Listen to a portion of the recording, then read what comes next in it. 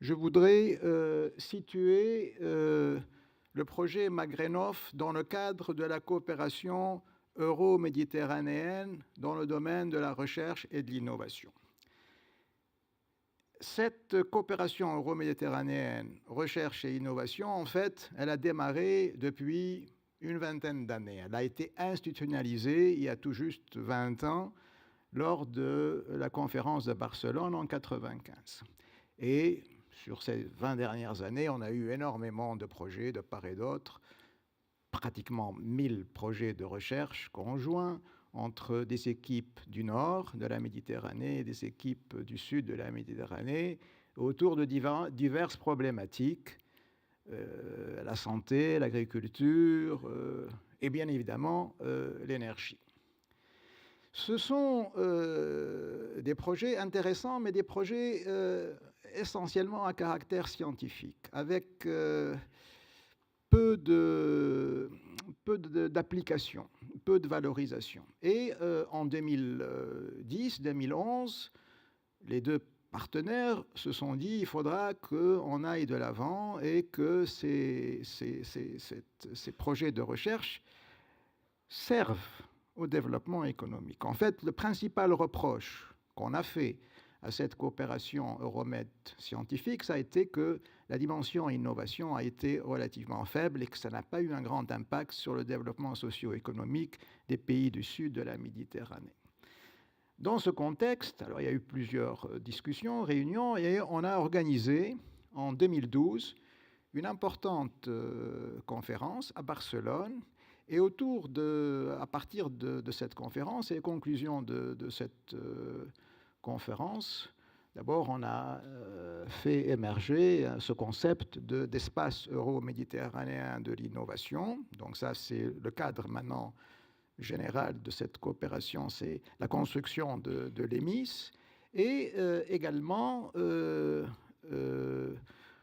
des principes de implémenter ensemble, réellement travailler ensemble, financer également ensemble, bien évidemment, chacun dans la mesure de ses moyens, mais enfin tous les vrais principes du partenariat. Donc ce sont les éléments stratégiques de la conférence de Barcelone, et il en a découlé un certain nombre de projets.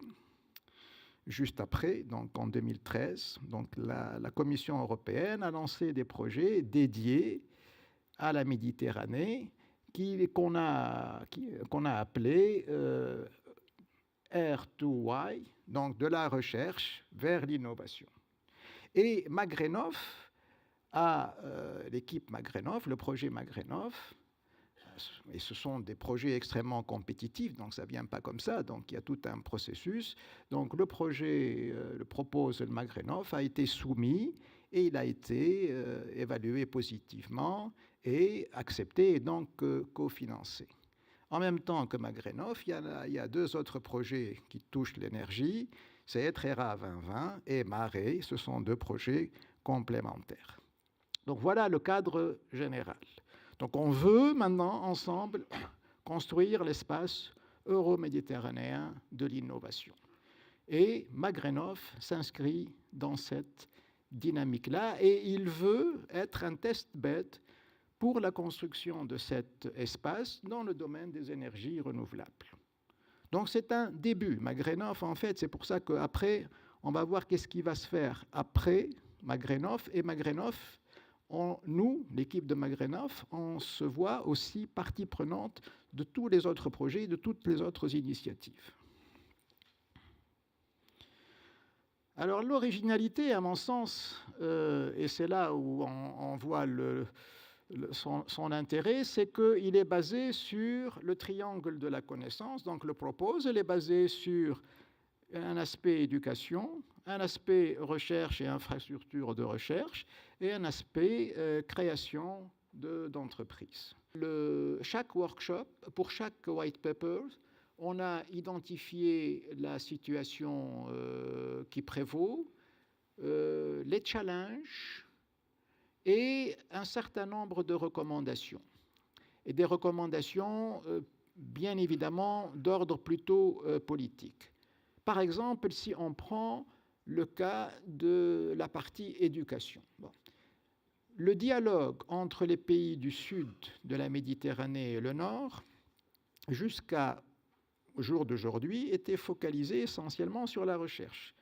La dimension éducation n'existait pas. Pourquoi? Parce que la direction générale de la Commission européenne qui s'occupe de cela, c'est la direction recherche. Et la direction de la Commission européenne qui s'occupe de l'éducation, c'est la DGEAC.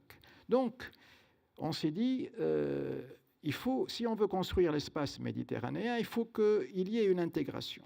Et on a un comité très, très important dans le cadre de ce dialogue, un comité politique qui est là depuis 20 ans, qui s'appelle le MOCO, le Monitoring Committee for Research and Innovation, qui est devenu maintenant le Group of Senior Officers. Le grand défi, c'est créer un marché euro-méditerranéen des technologies vertes.